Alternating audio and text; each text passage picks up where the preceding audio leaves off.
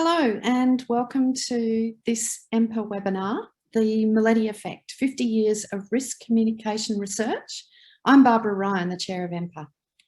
I'd like to begin by acknowledging the First Nations people throughout Australia and their connections to the land, sea and community. I'm joining you today from the lands of the Kabi people of coastal Queensland. We pay our respects to their elders, past and present, and extend those respects to all Aboriginal and Torres Strait Islander peoples. We're here to talk about the life and work of Professor Dennis Mileti, a luminary in the field of hazards and disaster research, who passed away on January 31 from complications brought on by COVID-19. Professor Mileti was such a fierce advocate for evidence-informed action in emergency management because he knew that this research could save lives. Today's panel is an incredible bunch of people in their own right and will feature Dr. Mileti's former students, collaborators and the beneficiaries of his research.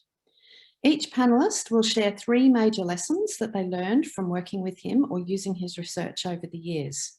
So join us and use this as an opportunity to hone your own emergency management and media communications work as we honour the long legacy of this leader in our field. This webinar is scheduled to finish in about an hour, but we have so much to talk about with these 5 incredible people that there's a pretty good chance we'll go over time. So if you need to leave, you can come back to the recording, which we'll make available later this week.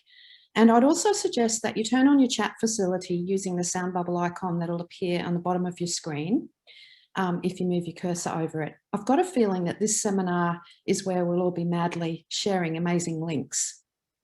If you have any questions to ask of the panellists, put these into the Q&A section rather than the chat facility. And if you have any issues or questions and can't access the chat, shoot us an email at conferences@empa.org.au.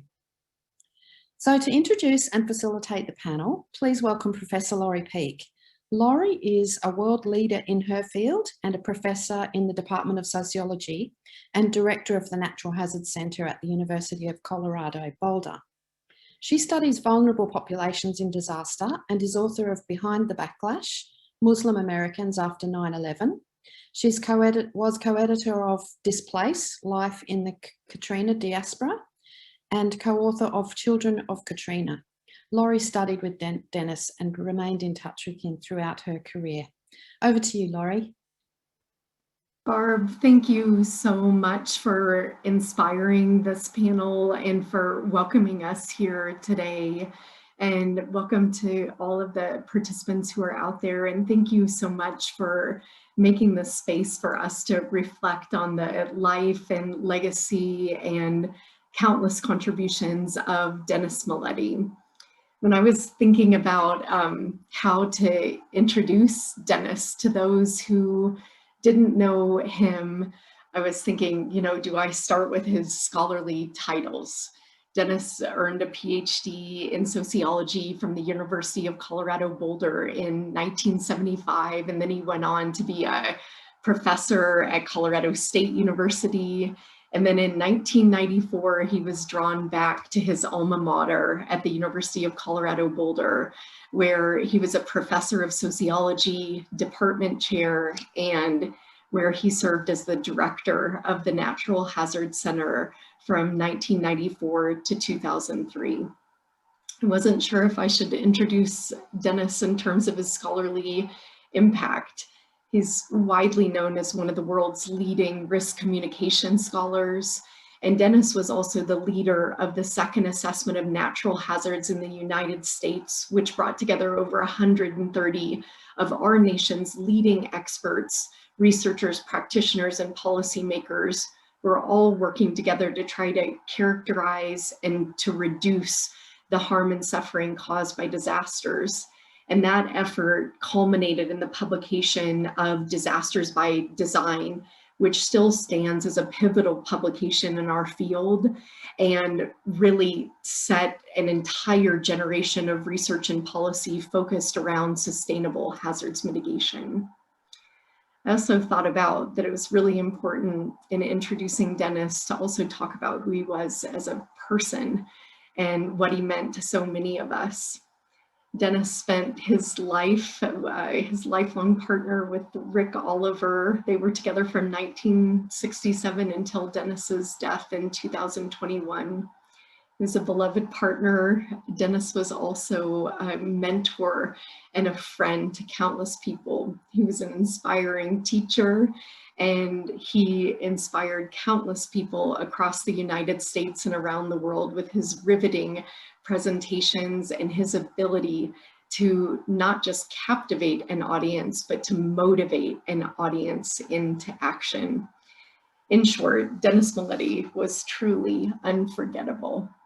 I was his student and a research assistant for Dennis, and Dennis was always the first person who I would call when I would have a problem or a question or just a hurdle that seemed too high and maybe impossible to jump over. And he always had just the right words at the right time. And so tonight, I am so honored to have the chance to introduce a panel of, as Barb said, Dennis's former students, his collaborators, and people who have been inspired by his work that have in turn inspired their life work. And so I'm going to turn now and introduce our 4 panelists. And so you're going to first hear from Mark Benthien, who is the Director for Communication, Education, and Outreach at the Southern California Earthquake Center, fondly known as SCEC, at the University of Southern California. And we decided that Mark was going to go first because we discovered in preparing for this webinar that Mark actually has known Dennis the longest. He met Dennis in 1996. I met Dennis in 1999. And then our next speaker, Jeannette, who's Sutton, who is going to follow Mark, met Dennis in 2000 when she started her PhD studies at the University of Colorado, Boulder. Today, Jeannette is an associate professor and director of the Information Science PhD program in the College of Emergency Preparedness, Homeland Security, and Cybersecurity at the University at Albany at the State University of New York. Jeannette will then be followed by Michele Wood, who we discovered met Dennis in 2006. Michele is professor and also department chair in the Department of Public Health at California State University, Fullerton. And then last, but certainly not least, we are going to hear from Nnenia Campbell, who is a research associate at the Natural Hazard Center and also deputy director of the Bill Anderson Fund. And so without further ado, Mark, I am going to turn it over to you. And as Barb said, each of our panelists have been invited to reflect on some of the major lessons that they learned from Dennis and the influence that he had on their lives. And so Mark, please take it away. Thank you. So thank you, Lori. And I'm very pleased to be a part of this event and be included in this event. I'm not a social scientist. My background is actually applied geophysics and a master's in public policy. But as you'll see, there was a great amount of influence from Dennis on my career, which is what I wanted to share. And in fact, that goes back very early on, literally to my first day working with the Southern California Earthquake Center. Dennis had worked on a lot of communication research on earthquake warnings and messaging, which led to the publication of a very popular booklet that when I started as an assistant in the education outreach office, we were basically, all I was doing is shipping those out. And so before I ever even met him, which was about 6 months later, his influence was already giving me a lot of work to do. He spoke at a conference where he was characteristically confrontational to the audience, urging them to take real action. I was very inspired by that and went up and talked to him afterwards. So it turns out, as Lori mentioned, the Southern California Earthquake Center, Earthquake Science Center, started in 1991, and he was on our advisory council from the very beginning. And I've led the program for what we call communication, education, outreach since 2001. We have 2 areas. One is public education preparedness. The other is experiential learning, career advancement for our interns and other early career researchers. And as part of his advice early on, he encouraged me to take on what he called being the orchestra leader among many people and organizations working on earthquake resilience and safety in Southern California at the time, which was really his first key lesson to me, the importance of consistent messaging through many partners. We were all kind of saying similar things, but not quite, and bringing everybody together to create a common messaging, common documents, common website, common approaches is what led to the founding of the Earthquake Country Alliance, which has grown statewide, thousands of leaders across the state, many of them in their local communities, as well as government and business and schools. We've organized according to regional groups and to sector-based committees, and we have funding from the federal government, FEMA, through the state to support those activities.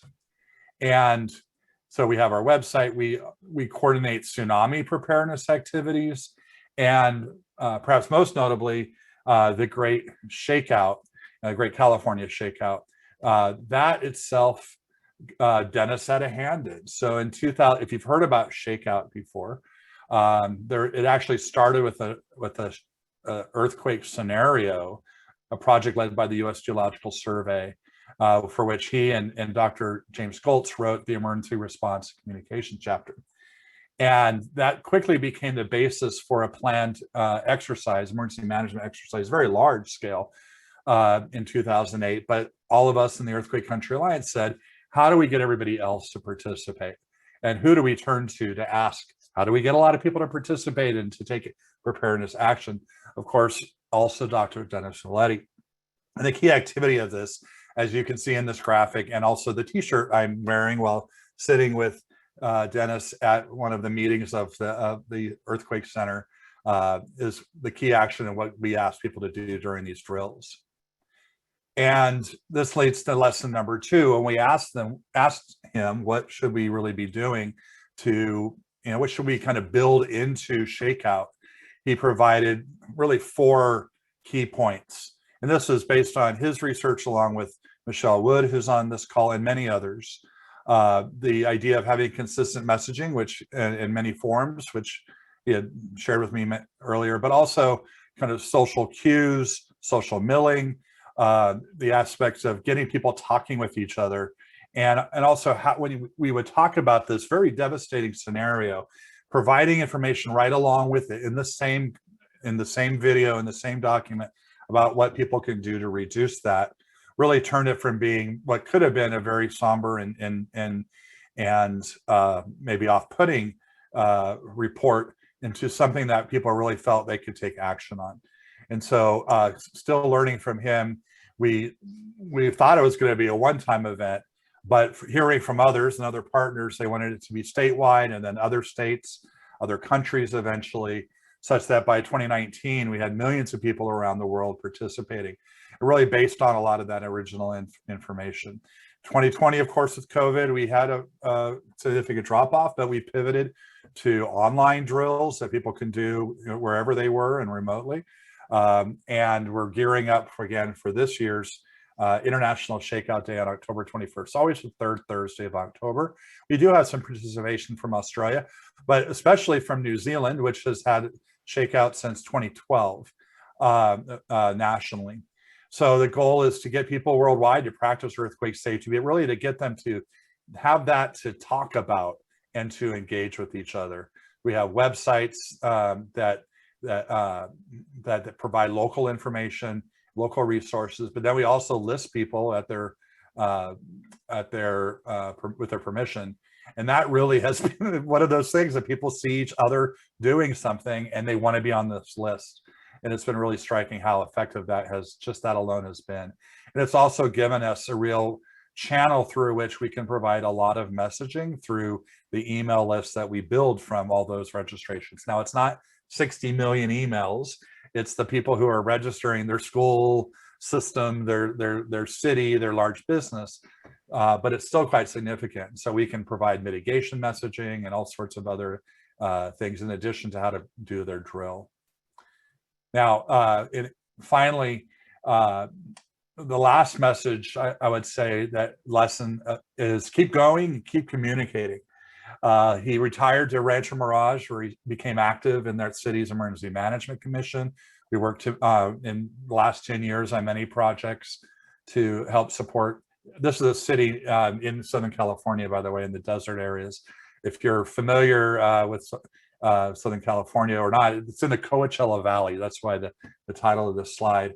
And in fact, the Coachella Valley Disaster Preparedness Network, and he and I were working on really just 2 days or so before he passed, or whether until he went into the hospital, planning him to do a webinar with messaging that we worked on together and that he had developed in a presentation. And after he passed, they asked me to present his talk, which I helped with. So just really, partnering with lots of people that you want to be making sure having the same consistent messaging, all of what we put into ShakeOut, and then keep going, keep communicating, keep trying to make a difference. That's what he was really about. And then also some information about reaching out if you want any other info on what I shared. Thank you so much, Mark, for sharing that, and just the legacy and the millions, tens of millions of people that have been touched as a consequence of that collaboration and mentorship and partnership. So thank you so much. And to participants out there, please know if you have any questions or comments, you are welcome to drop them in the chat or the Q&A. And we're going to have each of the panelists will speak, and then we will definitely leave time at the end if people have questions or comments or things they want to share. So thank you, Mark. And now we're going to turn it over to Jeannette Sutton. Well, thank you also, Lori and Barb, for inviting me to participate in this. So I have 3 points today as I talk about the Mileti effect. And for each point, I will offer a comment about Dennis, then describe how this applies to warning research and provide an example. And in speaking about Dennis to an audience of my peers and people who admire him and honor his legacy, I do hope that I do him justice. So the first point is style is just as important as content. If you have ever seen Dennis give a talk, either in person or virtually, you know that he was a master storyteller. He was a person who could draw you in and hold your attention, and he didn't need slides. And for most of his career, he did not use them. I saw many times the envelope on which he literally had written an outline of his 3 main points before going to the podium to speak and then delivering it masterfully. But it wasn't just what he said, it was how he said it. When I worked as Dennis's graduate research assistant, and then as a doctoral student, and then again as his colleague, and we studied warnings. And we talk about the 5 primary categories of hazard content, and you as risk communicators, you probably know them by heart. You have to talk about the hazard, the guidance, the location of the threat, the source of the message, and the time that people have to take action. But something that's sometimes not discussed but makes just as much of a difference is how we present the message and how that information is delivered. For example, we talk about the need for message clarity that will reduce uncertainty and ambiguity. Not only do you need to tell people about the hazard and what to do, you also need to describe it and tell people how to protect themselves clearly. So let me give you an example. A traditional warning for tsunami might say, tsunami warning, evacuate immediately. But let's do that with a little bit of style and be a little bit more clear. And this is the way Dennis might have said it. A 15-foot tall wall of water is speeding toward you and is about to wipe out all of the low-lying areas in the city. You need to leave the area as quickly as possible. Do not stop to make a phone call. Do not stop to tweet a picture. Grab your cat and start to run fast now. Dennis also spoke that way in life. His presentation of self was a living example of speaking with urgency, clarity, and certainty. And when you heard him speak, you didn't often come away with a feeling like he wasn't quite clear in what he was trying to tell you. He was very clear. And the delivery of warning information to individuals should follow suit. My second point, lead with science. In my last project with Dennis, which actually lasted for several years and working alongside of Michele Wood, I heard him say over and over again, this is state-of-the-art research. It is the most comprehensive assessment that has ever been done. And he reveled in this kind of thorough scientific rigor that led to findings and results that could affect and did affect and do affect policy and practice around the world. And I learned that from Dennis. When disaster scholars speak to audiences about preparedness, alerts, and warnings, we shouldn't rely on anecdotes and best practices or intuition. Instead, we rely on the scientific record. And when you, as emergency managers, lead the public, it is incumbent upon you too to rely on the scientific record. So let me give you another example. How many times have you heard the idea that in response to a warning message, people will panic? And therefore decisions should be made to keep information from the public until it is absolutely imperative to tell them that it is time to take an action. You've heard that before, right? It's wrong. Scientific researchers have found that panic is something that is extremely rare, occurring only in the most dire circumstances when conditions prevent people from taking life safety actions, such as if you were in a nightclub where the doors were locked from the outside and a fire breaks out, you can't see your way to get out and you're trapped. Then panic may set in.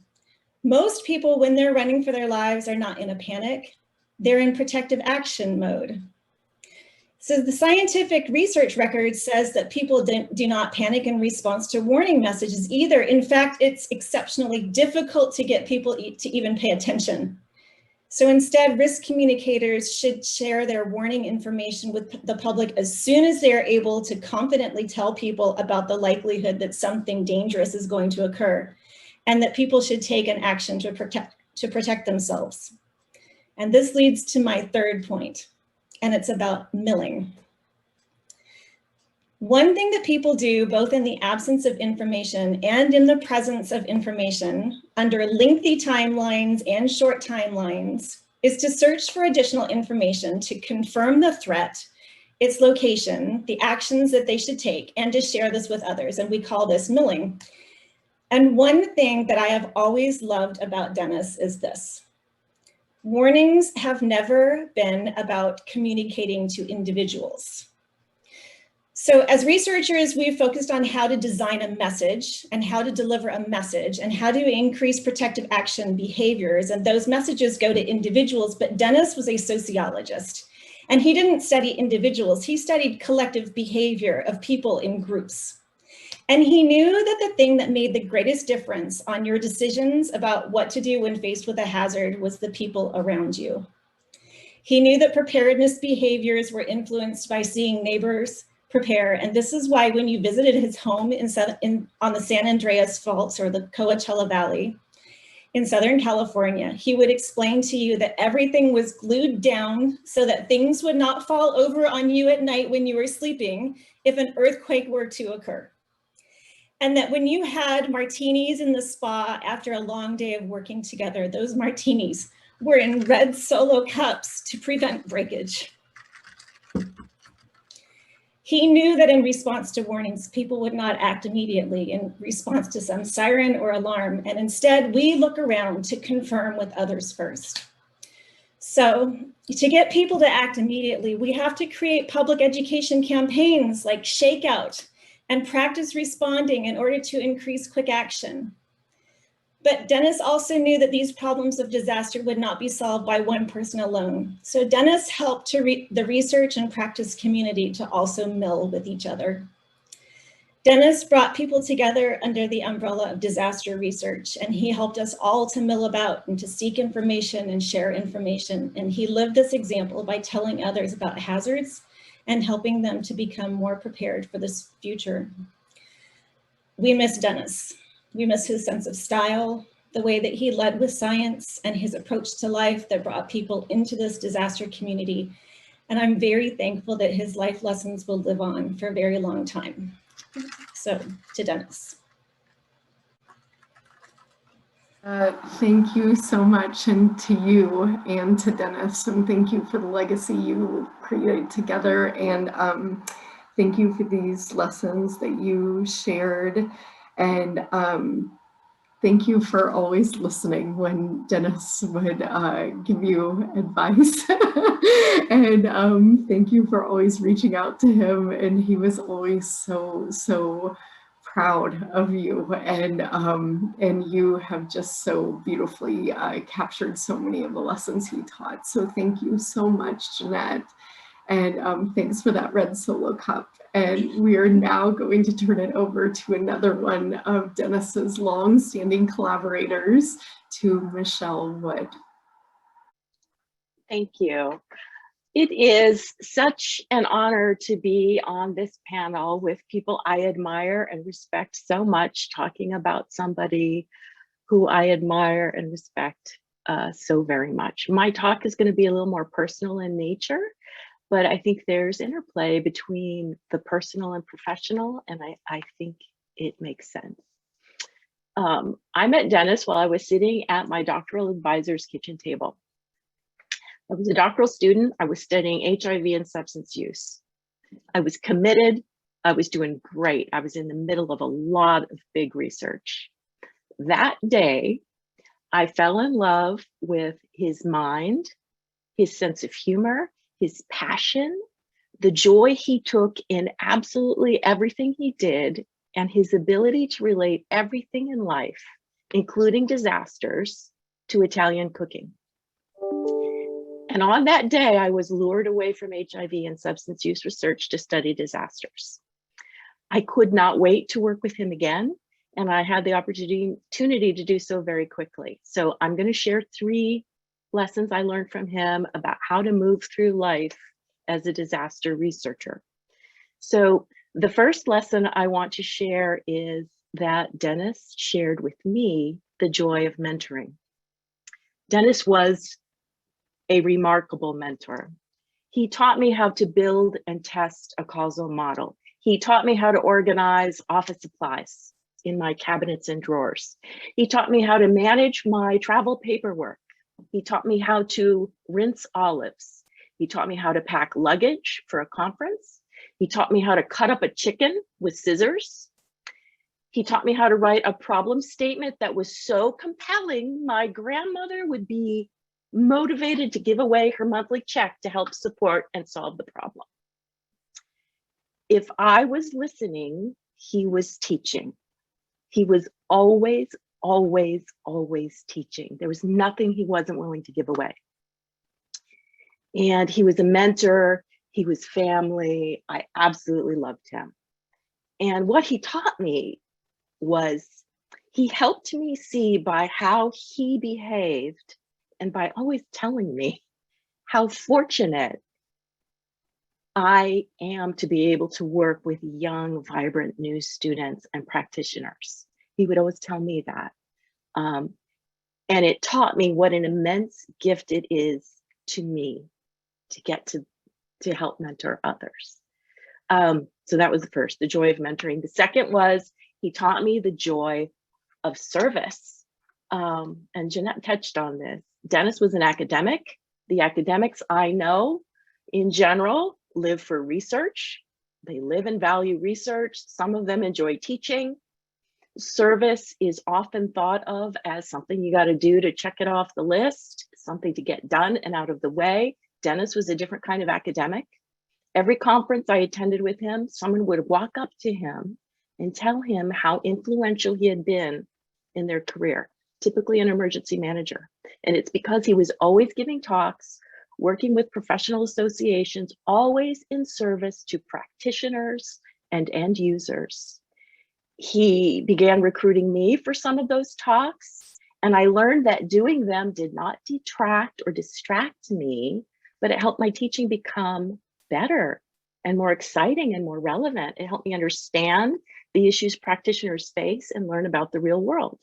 So it made my work better. And I learned how rewarding it is to close the loop on research and see it applied in the real world. So he helped me and other academics learn how to value service and see it for how rewarding and important it is. The third lesson was, he taught me the joy of giving things away.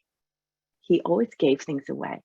He gave ideas away all day long. If you were sitting next to him, he was giving you ideas. He gave away ideas, his slides, presentation opportunities, publication opportunities. He loved giving things away that helped other people. He loved introducing people who could help each other. He introduced me to 3 people on this panel, specifically so we could help each other do more together and further our careers and contribute. He delighted in building people's confidence and competence and careers. And he believed deep down that helping other people was a huge benefit to him, that he got something wonderful and precious from helping others. He used to say, it's not about me, it's not about you. It's about moving the work forward and doing things to help people stay safe. And I'm gonna throw in a fourth. He taught me that people act like people even during disasters, that logic and knowledge and reasoning alone aren't necessarily compelling, that in general, people feel safe because their experience tells them that they are. They're usually right. Every day they live without experiencing a disaster reinforces this belief, which is why selling the idea of preparing for an event that may never happen is a tough sell. And trying to convince people they're at risk one day for something that could happen is not enough. That we can count on people to act like people, and our messaging will be more effective if we tell people what we want them to do, we tell them how to do it, if they believe it's going to work and they know someone who's done it. So I will summarize by saying, Dennis taught me how to experience a lot of joy working with people, to try to better understand people in a way that could be used to help people. And in my career and in my life, that has made all the difference. Thank you. Michele, thank you so much. And I didn't know that story about the turn in your research career and the role that Dennis played in it. And we all thank him and you for that moment at that kitchen table, and what a legacy you also have built together. So thank you for those additional lessons and words. And now we are going to turn to Nnenia Campbell, who we discovered during our call, we think met Dennis in 2010 at the annual Natural Hazards Workshop, may have been their first meeting. But Nnenia recently has also been carrying forward with much of Dennis's work in her own scholarship to practice. And so Nnenia, over to you. All right, thank you so much, Lori. And again, my name's Nnenia Campbell. I'm a research associate at the Natural Hazards Center and deputy director at the Bill Anderson Fund. And while I was fortunate to have met Dennis and to have known him through my work with the Bill Anderson Fund, it was there that he served as a board member and an amazing mentor, as you've already heard, but a mentor for our fellows. He made just a tremendous investment in the diverse next generation of hazards and disaster researchers. But I never had the opportunity to spend time working with him as a researcher. And yet, as I'm sure is the case for many of you, he had just an incredible influence on my work, both as a scholar, but also as an advocate within this professional community. And so I'm really, truly honored to be part of this event today and to have an opportunity to discuss a project that I think really showcases the legacy of Dennis's work on risk communication. And so this larger project that I'll be describing today wasn't intended to shine a light on Dennis's work, but everything that it produced was firmly grounded in the legacy of his research, both in spirit and in content. And so on that first point, one of the things that made Dennis so special, as we've heard, and so influential as a scholar, was his ability to take empirical evidence and make it accessible and relevant for non-academics. He was just about the furthest you can get from that stereotypical ivory tower sociologist, because he understood how important it was to get out in the world and engage with the people who needed this information that's so often locked away in inaccessible journals and academic volumes. He was an expert on engaging an audience and answering that question that so often emerges as the elephant in the room when we as researchers share our work with practitioners. So what, or what do I do with that? And so on a personal level, that's something that I've always found inspiring about Dennis. And so the project, though, that I'm going to feature here started in 2019 with the Army Corps of Engineers partnering with the Natural Hazards Center to summarize the state of knowledge about risk communication with a particular focus on the needs of socially vulnerable populations. And so this effort synthesized the existing literature into formats that are designed to be easily accessible and relevant for practitioners. And it has since produced 3 products, including an annotated bibliography, a guidebook for practitioners, and a worksheet booklet that was just released yesterday. So this ongoing project and the suite of resources that it has produced demonstrates just how much Dennis's research has influenced practical applications. And so zeroing in on one of the tools developed for this project, I'm going to briefly feature the risk communication guide because it showcases so many of the lessons on risk communication practice that have been learned through Dennis's work, and because it's organized in a way that also reflects some of what Dennis has taught us as researchers about sharing what we know and making it matter. So it's organized around these 3 easily digestible core principles that drive home the message without making it too complicated. And it also emphasizes that this isn't a different set of rules for communicating with socially vulnerable people. It's using what we already know about from the research about how to communicate. And so that's so important because so much of what we know already can be truly transformative when we actually make that link to what's happening on the ground. And that's what we hope with this guide, this guide will facilitate.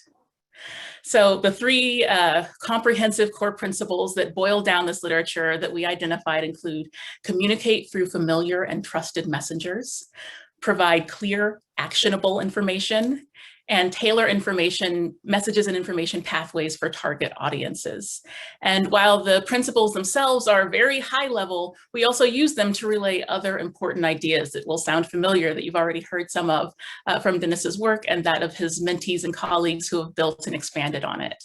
So the first lesson in risk communication, again, this first principle that we draw out in the guide is communicate through trusted, familiar and trusted messengers. But in addition to promoting this one important concept, we explain and ground it using a range of other concepts from the literature. So we talk about how people are more likely to attend to information if it comes from an entity or person that they trust.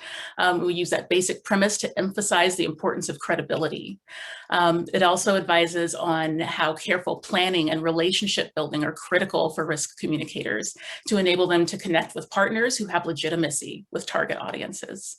So it's about both learning about your audience and what sources they trust, but also building those mutually respectful partnerships and relationships and finding the right entities to help disseminate the message.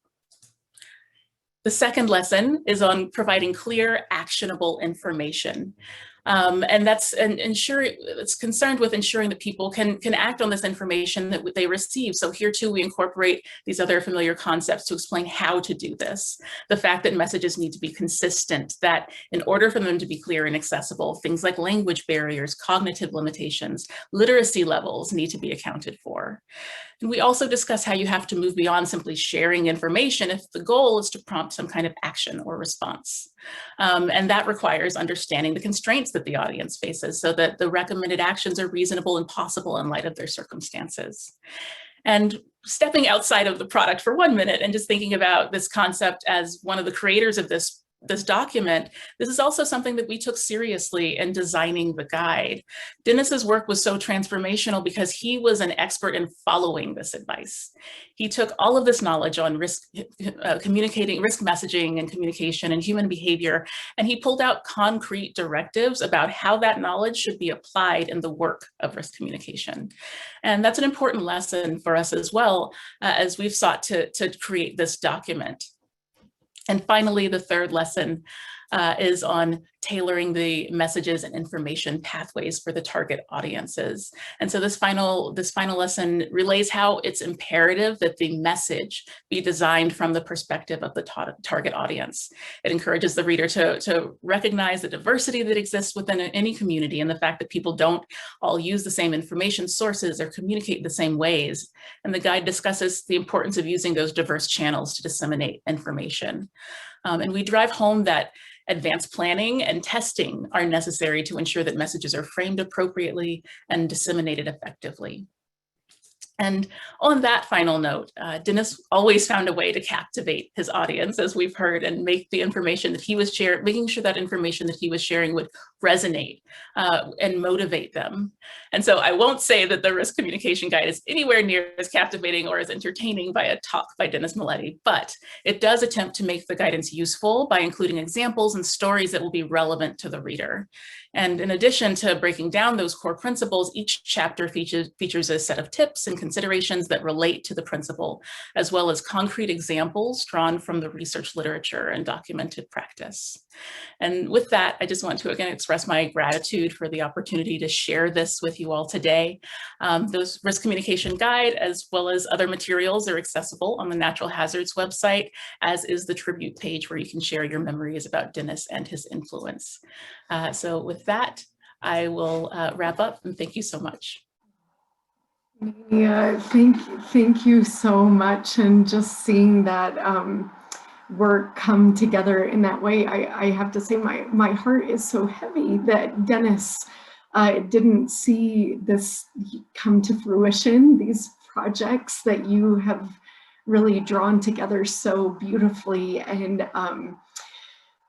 but this is how he may not be physically with us anymore, but it's such a reminder of how we keep his work alive. And thank you for moving it forward in such an incredible way. And thank you to the panel for your insights and the work that you do. And I just very briefly wanted to share that I wrote down 3 lessons as well. And the 3 that I wrote down were that I had always learned from Dennis were: number 1, know your audience; number 2, be concise and meticulous; and number 3, be authentic. Always be authentic. And listening to the 4 of you, you were all of those things. And that's why I think Dennis loved each one of you and loved working with you and knowing you. And so thank you. And for everyone, I don't know if Adrienne, who's out there, if you might be willing, I know you have me on the spotlight, but I don't know if it's possible to turn us back to the gallery view so that all of the panelists are together, because now we're going to have some time for Q&A.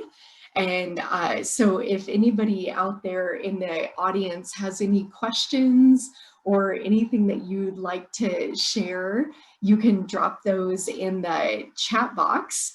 And we would love to take those questions. I guess I would like to start out with the one in the run up to this. I was thinking about sort of various what we might call Mileti-isms, things that he would say that would stick with you. And one of them that I was thinking that always stuck with me is Dennis used to always say, email is work, phone calls are fun. And he was sort of infamous for giving these talks like to hundreds of people in a room and giving out his cell phone number. He would give this all the time, and then like people would be like, is that really his cell phone number? But he was really serious. Dennis loved it. He was so ready to talk to people, as you heard about. And so I wonder if others had any Mileti-isms they might want to share. And Jeannette, I saw you come off mute. So did you have one you wanted to share? Well, the host told me to turn on my microphone. So I was paying attention to the request, but I do have one. Okay. So I remember occasionally when Dennis would start a story, he would start with something like this. He would say, the great thing about me is, and then he would proceed with the story, and you just knew that with the start of that, there was going to be something wonderful following it. It was usually related to something that he was getting ready to do that was going to have some major effect on people's lives, and how fun it is to have that opportunity to do something really useful and wonderful. But when he would start a conversation that way, you just knew you were in for a wonderful story.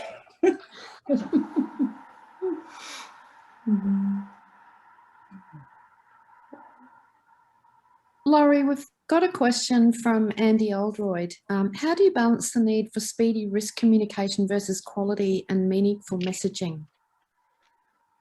Oh, that's a fantastic question. And you have panelists who are here who are dealing with everything from having maybe no warning or seconds of warning max to sort of longer term hazards. And so does one of the panelists want to tackle that question? If you want to give a little thumbs up, if you might want to tackle that. I'll start. Jeannette and Michele. Jeannette and Michele, perfect. Michele and I are continuing to do a lot of research in this space, and the key, honestly, is to prepare ahead of time and identify the different kinds of messages that you might need to send out in that moment, and to have already thought through how you would say what you need to say, because with our systems here in the United States, with these miniature-sized messages that go out over cell phones to this very broad population of people who are affected, you have to get the message right. And I'm sure that you already know that as risk communicators, how important that is. But preparing ahead of time it has to be the foundation of getting ready to do risk communication really well when it's needed. I can add, we're in California, working on earthquake early warning. And so as earthquake early warning has rolled out, you know, there's been this push to have the shortest messages possible so that people don't waste all their precious time reading the message. And Dennis knew that people act like people, and that if you give them a very, very brief message, they're going to want to mill because it's insufficient to answer all their questions and help them decide how to respond. So his thinking was always, you have to pre-train people. You have to, you know, do as Jeannette said and flesh out those messages, and you have to train folks in advance so that they basically already know what's coming. They know what to do when it comes. And this, to me, is this important opportunity to link the warning with the drills so that people can practice shortening that gap so that we train folks to respond real quickly because they already know the message and they've already responded to it in their heads, in a sense. If you're not familiar with how earthquake early warning systems work, you might get 5 seconds, maybe more, but there's no time for what Michele was just talking about. So it literally is get the message, act, and we're not there yet. Yeah, and I think it's a really interesting question too, in thinking about Dennis's legacy, that it's so interesting that he did work on everything from sort of rapid onset hazards, very short fuse messaging, but he also, Dennis was foundational in the United States to forming Project Impact, which was one of our most impactful hazard mitigation programs in the United States. And so I think that question about thinking about meaningful messaging across the entire disaster life cycle was something that he was just, he was so incredibly talented at, about really thinking about how do we change an entire culture? How do we move toward a culture where mitigation is prioritized, because that is the only way that we're going to begin to reduce these horrific disaster losses. But then also he recognized in the moment of a disaster, what can we do in the lead up to that disaster, and also when we may really only have seconds of warning time. And so he really spanned those timescales in a truly brilliant sort of way. And so thank you, Andy, for that question. And I see another question. I hope I'm going to say this name right, which is very familiar to me. Michele, that said that who we've been in touch via email. And so in Norway, we've seen that he was saying Nnenia's presentation was very interesting about thinking about target audiences. And he said in Norway, we have seen that we should have thought more about that. When trying to reach immigrants, for example, with COVID-19 information. And so any hints on how to do that better? So Nnenia, would you maybe, I know in the interest of time, you didn't get to talk much about the worksheets moving that principle into action, but would you take that one, please? Absolutely. Thank you so much for that question. We have, in addition to the risk communication guide, a set of worksheets that really is concerned with narrowing down on specific aspects of this process. And one of those things is partnering, finding your target audience, partnering with the organizations that they already trust, that already have connections to those communities. And so in particular with the worksheets, there's a set that deals with that, walking through not just identifying the audience, but also what are their needs, what are their concerns, how can you tap into messages that will resonate with them, and then work ahead of time in advance of a disaster to establish those mutually respectful and trusting partnerships with the people that they're going to listen to, that have those, that can help you frame your message and make sure that it is effective in reaching those communities. And so absolutely, it covers those kinds of things like making sure that information is translated so that it's accessible, so that it's not making assumptions about what people will understand based on their background. And so I definitely recommend going through and looking at those worksheets in addition to the risk communication guide, because it digs even deeper into not just the fact that this is a good idea, that you should reach these different audiences, but how do you actually do that and put it into practice? Nice. Thank you, Nnenia. And Michele or Mark or Jeannette, do you have anything you want to add to that in terms of your research with targeting toward different audiences? Michele. Yes, I would add to all the wonderful information Nnenia has shared that he talked a lot about balancing human nature and why humans respond the way they do, and our humanness that is universal. And then the things about us and our communities that are unique, the ways we can be accessed, what are the communication channels, who are the people we trust, how do you have credibility within various communities. So, but keeping both, we sometimes find ourselves leaning to one or the other, but both things are always true. And he was really clear about that. We could learn about human nature, we could use it to understand, and we had to do this extra work to make sure that we were accessing and respecting the various communities we were trying to serve. Laurie and panel, I'm just wondering, Dennis seems to have had quite a significant impact on policy in the USA. Did he ever share with you the journey from the early days of his research to the point where he could actually ensure that the findings of his research were taken into account when it came to planning for emergency management?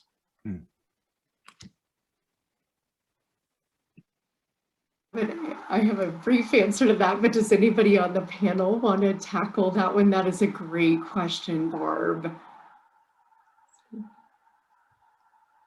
Laurie, if you start, I'll add. I think I have Me one too. thing to say about wireless emergency alerts, and maybe Michele does too. But Yep. Okay. Perfect. So the first thing that came to my mind, Barb, when you asked that was actually like back to little Dennis. But I read an interview that Dennis gave back in 2012 where he talked about when they were asking about how did he get interested in disasters. And he said when he was 12 years old, he moved to California from New York into earthquake country, but he'd actually watched Godzilla, the movie, and he was captivated by Godzilla. But then later in life, he realized he wasn't captivated by the monster. He was captivated by what the people were doing in response to the monster. And so Dennis, has spent his whole life thinking about these issues, caring about these issues. And one of the things he always taught me when I started graduate school, he said, Laurie, if you really want your work to make an impact, you think you're writing one paper, but you're really writing 3. And he said, first you have to write the journal article, that is the science, because if you don't have the science, as Jeannette said, nothing else, that it all depends on the science. And so he said, you do the scholarly journal article, but then you need to write a 1-pager that is for practitioners because they don't have time to read the journal article and they may not even be able to access it. Then you need to write something else that's probably a talk that's going to be for the policymakers. And so Dennis really, he always thought about his work in that sort of way, that he was a researcher first, and he was meticulous and he believed in the power of the research, but then he knew that that wasn't enough. that you had to then translate the research in different ways for different audiences. And so I was more sort of thinking about that policy, that research to practice to policy pipeline.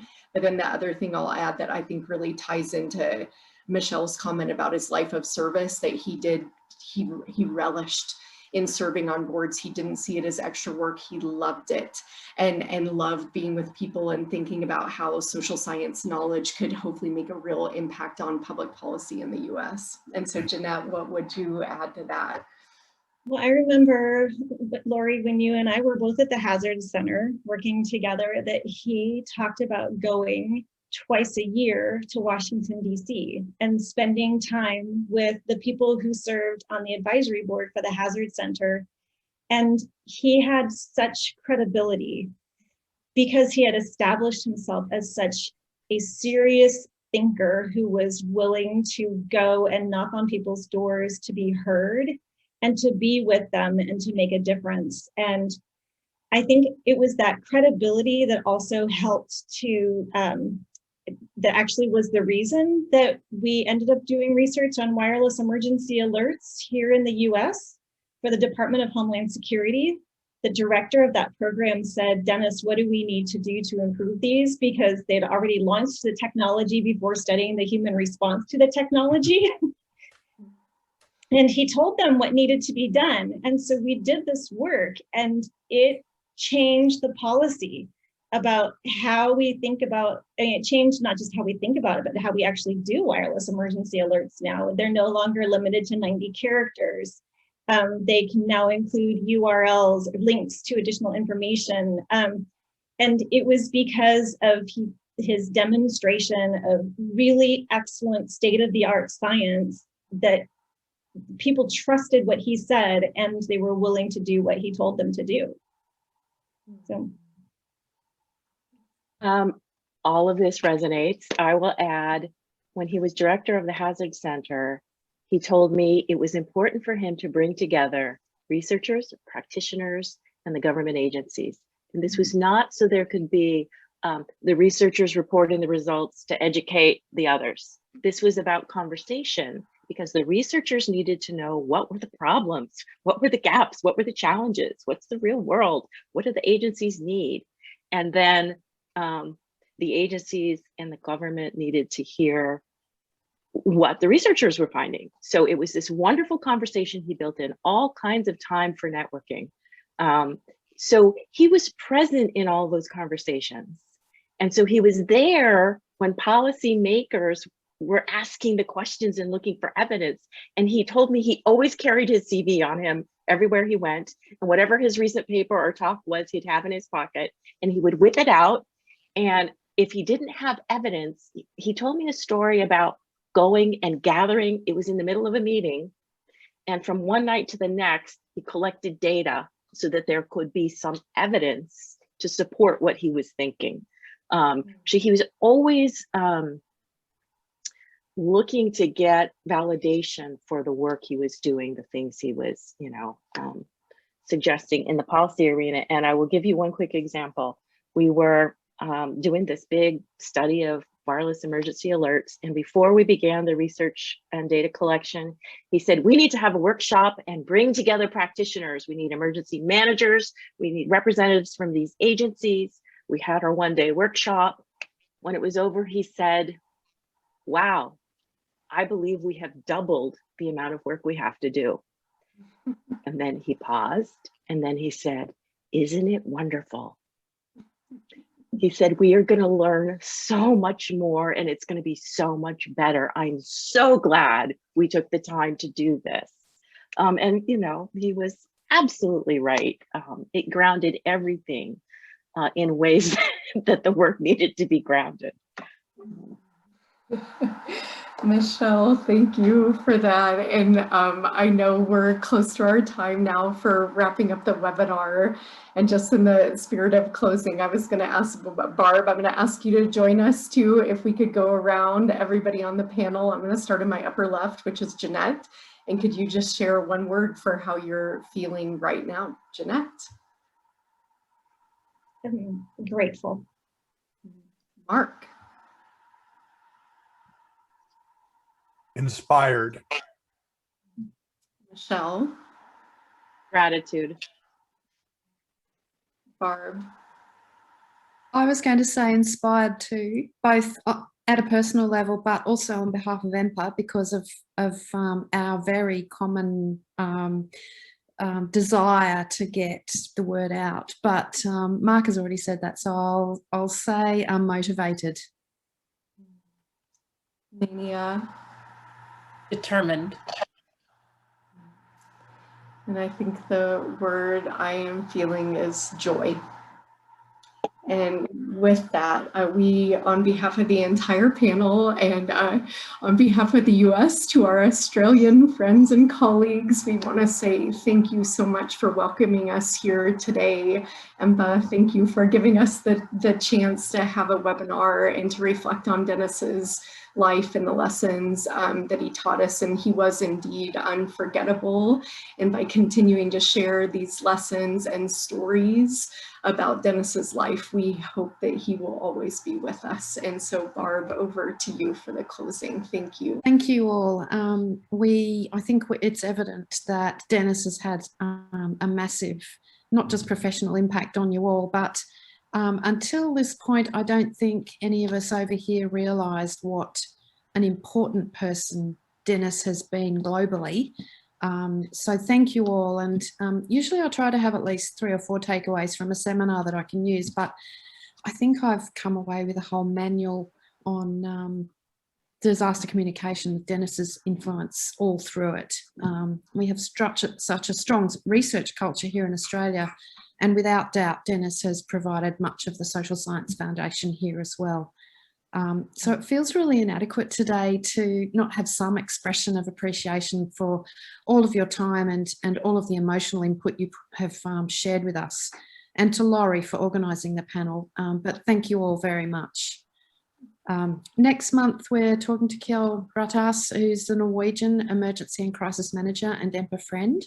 And he's just got a new book out called Managing the Human Dimension of Disasters, Caring for the Bereaved, the Survivors and the First Responders.